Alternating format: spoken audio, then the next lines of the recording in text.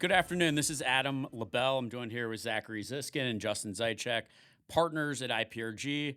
The three of us lead the investment sales team in Manhattan for the firm. Our team and company have sold well over 1,200 properties. We focus on middle markets in the $1 to $80 million transaction range. Today, we're discussing the sales velocity and statistics in Manhattan from Q2 of 2024. In addition to some legislation and housing changes, and also some of our predictions and insights moving into the end of the year and into next year. I'll be going over the downtown Manhattan market, which historically has been the highest transactional market. We have that broken down below 14th Street, first being the East Village and Lower East Side, the second cluster being the Greenwich Village, NoHo, Soho, Nolita, and Little Italy, and the third cluster being Tribeca and everything south of Houston Street.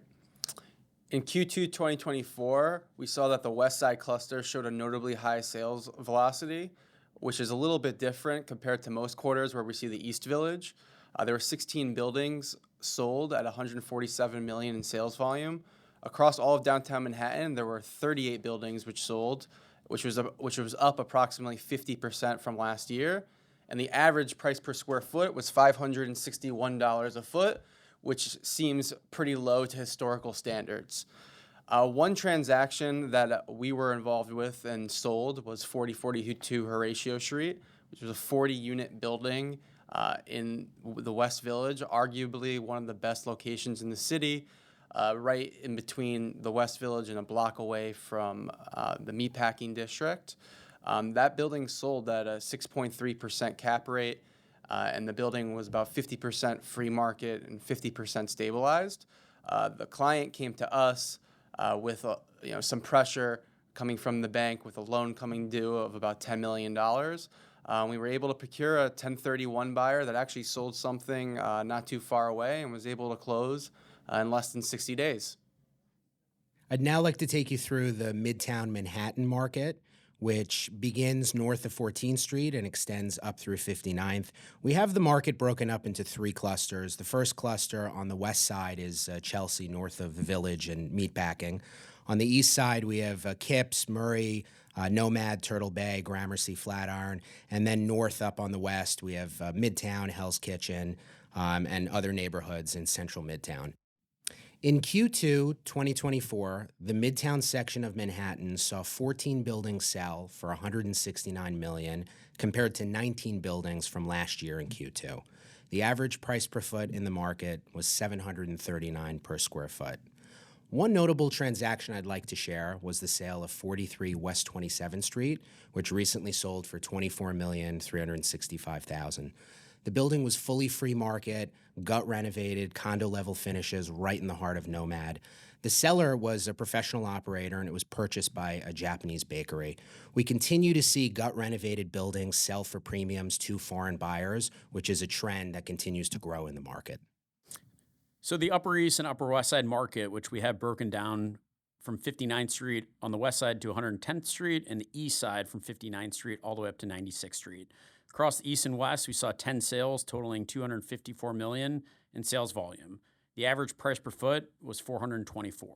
One of the unique transactions was 2568 Broadway, which was a mostly free market, elevator, mixed-use corner building that sold along with 226 West 97th Street. These two buildings sold for $47,750,000, and the price per foot was $537. The unique part of this transaction was that the seller of the property bought the properties for $66 million, and due to debt maturity and changes in the lending market, ended up selling at a $12 million loss. So in Q2 of 2024, we saw three major policy changes to the New York City multifamily market, which include the 485X program, which replaced the old 421A program, which is a major tax incentive for new development.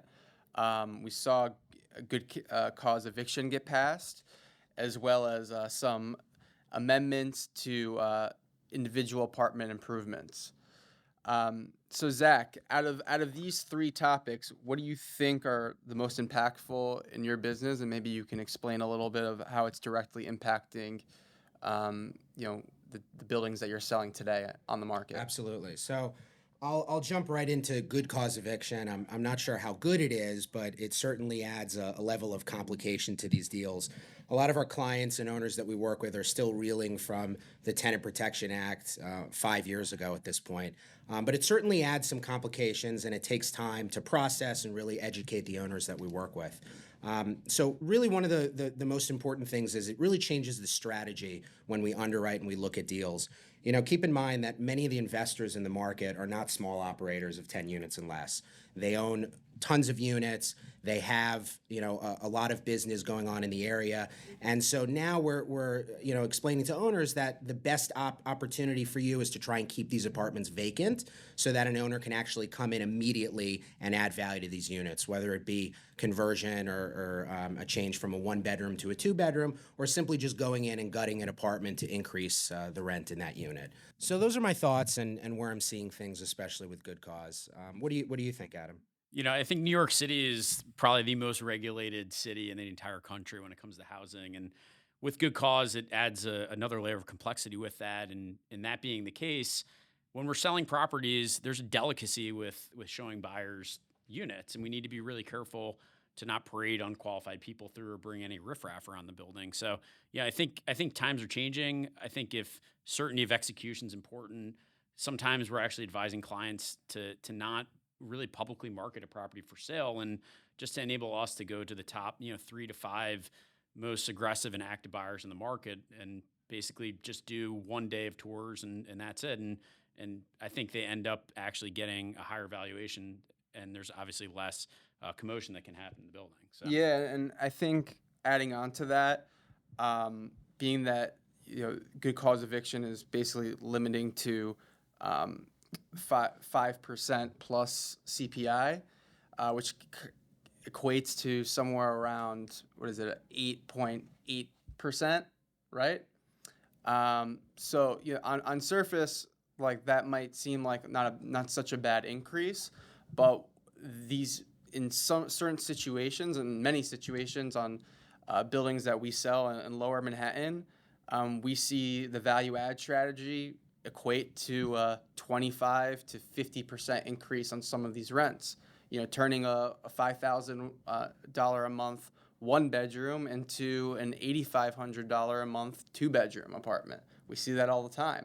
So that what it's going to end up doing, and like Zach already said, is it's going to make owners start vacating some of these units to be able to capture some of that upside on the sale. Moving on to the 4085X program, I think it's a great program if you're building between 6 and 99 units, mostly in the outer boroughs and Queens and parts of Brooklyn and the Bronx.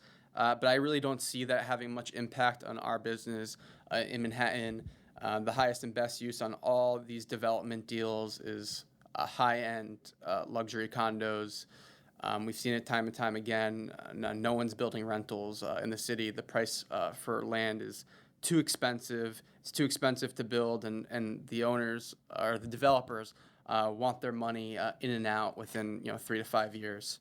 Yeah, I mean, obviously the hard thing with development in Manhattan is there's a finite amount of land, and oftentimes the covered land and assemblage type of opportunities are very hard for the developers to put together.